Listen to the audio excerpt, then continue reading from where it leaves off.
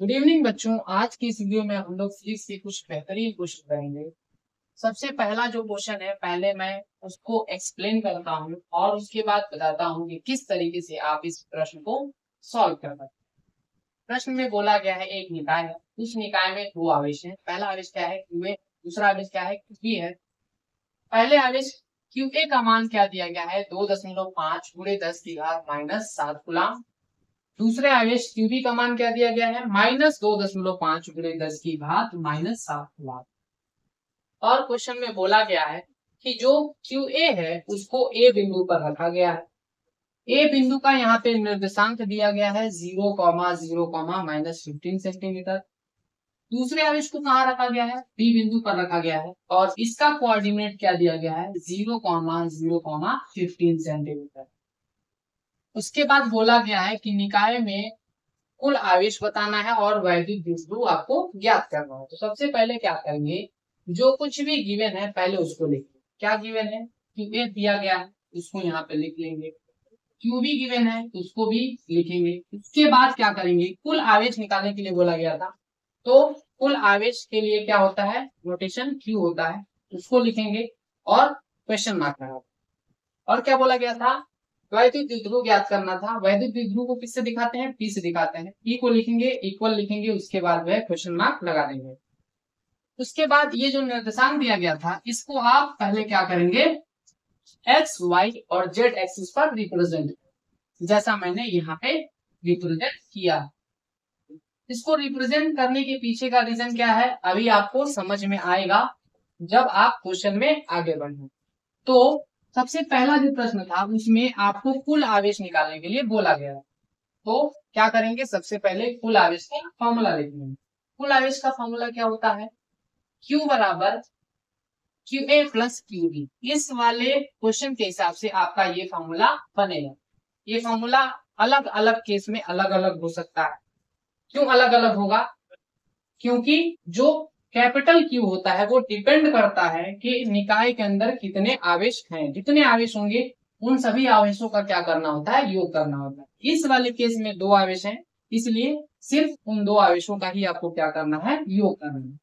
तो ये फॉर्मूला लिखने के बाद आपको पता चलेगा कि क्यू ए और क्यू बी का मान आपके पास है। इसका मतलब ये है कि आप निकाय का कुल आवेश निकाल सकते हैं इस फॉर्मूले को लगा के। तो लिखेंगे क्यू बराबर, क्यू ए का मान कितना दिया गया है? 2.5 गुणा 10⁻⁻7 गुणा, इसको लिखेंगे यहाँ पे 2.5 गुणा 10⁻⁻7 गुणा। क्यूबी का मान क्या दिया गया है? पहले प्लस लगाएंगे। क्यूबी का मान क्या दिया गया था? -2.5 गुणा 10⁻⁻7 गुणा। अब क्या करना है, इसको जोड़ना है। ये वाला माइनस में है, ये वाला प्लस में है, आंसर क्या आ जाएगा? 0 आ जाएगा। तो कुल आवेश कितना होगा निकाय में? 0 होगा। तो ये क्वेश्चन मुझे उम्मीद है कि आपको समझ में आ गया होगा। अब चलते हैं दूसरे क्वेश्चन की तरफ। दूसरे क्वेश्चन में आपको क्या बोला गया था कि वैद्युत द्विध्रुव ज्ञात कर। वैद्युत द्विध्रुव का फॉर्मूला क्या होता है? P बराबर 2QL होता है। हम इसको ऐसे भी लिख सकते हैं, P बराबर Q इंटू 2L। अब देखिए यहाँ पे आपको Q चाहिए और 2L चाहिए। Q कैसे मिलेगा? जब भी आपको वैद्युत द्विध्रुव में Q की बात की जाएगी तो उस कंडीशन में जो आप लोग का पॉजिटिव वाला जो चार्ज होता है उसको यहाँ पे लेना होता है। जैसा कि मैंने यहाँ पे क्यू ए को लिया है, इस फॉर्मूले में देखेंगे, क्योंकि क्यू ए क्या है? पॉजिटिव है, इसलिए मैंने यहाँ पे क्यू ए लिया। और क्या करना है, ये 2L क्या होता है? जो भी आवेश होते हैं उन आवेशों के बीच की जो न्यूनतम लंबाई होती है वो होती है 2L। जैसा कि यहाँ पे आपको दिखेगा 2L की वैल्यू कितनी आएगी, यहाँ पे 2L बराबर 30 सेंटीमीटर। कैसे होगा? देखिए यहाँ पे दिख रहा है 15 सेंटीमीटर, यहाँ पे -15 सेंटीमीटर दिख रहा है। तो जो दूरी होती है वो क्या होती है? हमेशा पॉजिटिव होती है। इसलिए आप इस 15 को इस 15 में जोड़ेंगे। अब ऐसा नहीं है कि इसमें +15 को -15 में जोड़ेंगे। -15 +15 यहाँ पे नहीं लेना है, सिर्फ मैग्नीट्यूड लेना है। 15 को 15 में जोड़ दीजिए, कितना आ जाएगा? 30 आ जाएगा। पीछे क्या यूनिट है? सेंटीमीटर।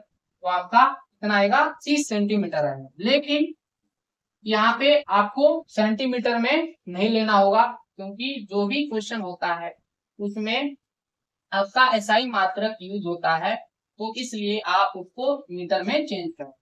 जब मीटर में चेंज करेंगे 0.3 आएगी, तो 12 बराबर क्या लिखेंगे 0.3 मीटर लिख सकते हैं। अब क्या करेंगे, QA का मान इसमें लाके रखेंगे, QL का मान रखेंगे और इसको सॉल्व कर देंगे। वो QA का मान कितना था 2.5 गुणा 10⁻⁻7 और 12 का मान कितना आ रहा है 0.3।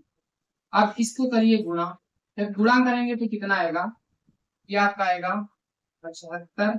ऐसे किया मैंने, डेसिमल को हटाया यहाँ से भी यहाँ से भी, और 25 में 3 का गुणा किया, कितना आ गया 75 आ गया। इसके बाद क्या करना है, डेसिमल के दाईं ओर अंक देंगे, कितने अंक हैं 2 अंक हैं, तो क्या करना है पीछे से 2 अंक काउंट करना है और यहाँ पे डेसिमल लगाना है, आगे क्या आ जाएगा 0 आ जाएगा। 10 की घात क्या था आपका 10 की घात -7 था, तो ये आपका आंसर बन जाएगा। तो मुझे उम्मीद है कि ये आपको समझ में आया। अब क्या करना है, इसका पूर्णांकन करना है। जब पूर्णांकन करेंगे तो उस सिचुएशन में आपको कितने सार्थक अंक दिखेंगे, इसमें एक सार्थक अंक दिखेगा। क्यों एक सार्थक अंक दिखेगा, क्योंकि इसमें जो सबसे कम सार्थक अंक वाली जो संख्या है वो है 0.3। इसमें एक सार्थक अंक है तो इसमें भी एक सार्थक अंक आना चाहिए। तो इस सिचुएशन में आपका आंसर क्या बनेगा 0.7 इंटू 10⁻⁻7, ये आपका आंसर होगा। इसके मात्रक की अगर मैं बात करूं तो इसका मात्रक क्या होगा, कूलाम मीटर मात्रक इसका हो जाएगा। अब करते हैं दूसरे क्वेश्चन को। दूसरा क्वेश्चन क्या है उसको मैं पढ़ता हूं, उसके बाद मैं उसको सॉल्व करके दिखाता हूं। दिया गया है 4 × 10 की घात -9 कूलाम मीटर द्विध्रुव आघूर्ण का कोई वैद्युत द्विध्रुव 5 × 10 की घात 4 न्यूटन प्रति कूलाम परिमाण के किसी एक समान वैद्युत क्षेत्र की दिशा से 30 डिग्री पर संरेखित है, द्विध्रुव पर कार्यरत बल आघूर्ण ज्ञात करें। इसमें क्या क्या गिवन है, कूलाम मीटर जो होता है किसका मात्रक होता है, P का मात्रक होता है, तो लिखेंगे P बराबर 4 × 10 की घात -9 कूलाम मीटर।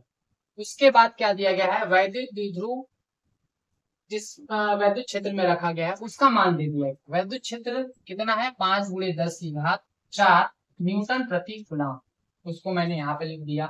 कोण कितना दिया गया है 30 डिग्री दिया गया है, थीटा बराबर 3 डिग्री। और आपको क्या निकालना है, द्विध्रुव पर कार्यरत बल आघूर्ण ज्ञात करना है, मतलब टाउ फाइंड करना है। तो इसके लिए आप क्या करेंगे, टाउ का फॉर्मूला लिखेंगे। टाउ बराबर क्या होता है पीई साइन थीटा। अब इसमें पी की वैल्यू, ई की वैल्यू और साइन 30 डिग्री की वैल्यू को रखेंगे, आपका आंसर आपको मिलेगा। तो क्या आएगा, टाउ बराबर पी की वैल्यू क्या है 4 × 10 की घात -9, यहाँ पे ई का मान कितना है 5 × 10 की घात 4, और साइन 30 डिग्री का मान क्या होता है, साइन 30 डिग्री पहले लिखेंगे, यहाँ पे डायरेक्ट वैल्यू नहीं रखेंगे वरना कंफ्यूजन हो जाएगा। अब क्या करेंगे, इसको आगे सॉल्व करेंगे। 4 × 10 की घात -9 गुणा 5 × 10 की घात 4 गुणा साइन 30 डिग्री का मान होता है 1/2। अब क्या होगा, नंबर्स का नंबर्स में गुणा कर लीजिए, क्या होगा 4 × 5 = 20 आएगा, 4 × 5 = 20 गुणा 1/2 है, गुणे 10 की घात वाले को एक साथ सॉल्व करिए, यहाँ पे आएगा 10 की घात -5 आएगा, भूल जाएगा, गुणे में तो गिरेगा तो क्या आंसर मिलेगा आपको 10 की घात -5 मिलेगा। अब इसको सॉल्व करिए, कितनी बार में जाएगा ये 10 बार में कर जाएगा और ये 1 बार में। तो क्या आ चुका है आपका टाउ बराबर 10 × 10 की घात -8। अब क्या करेंगे, इसका राउंड ऑफ करेंगे, क्योंकि आप लोग का जो संख्या था इसमें सार्थक अंक कितने थे 1, दोनों में आपको सार्थक अंक कितने दिख रहे हैं 1 दिख रहे हैं, मतलब इसमें आंसर भी कितने अंक में आना चाहिए 1 अंक में आना चाहिए। तो आपका आंसर क्या बन जाएगा 1 गुणा 10 की घात -4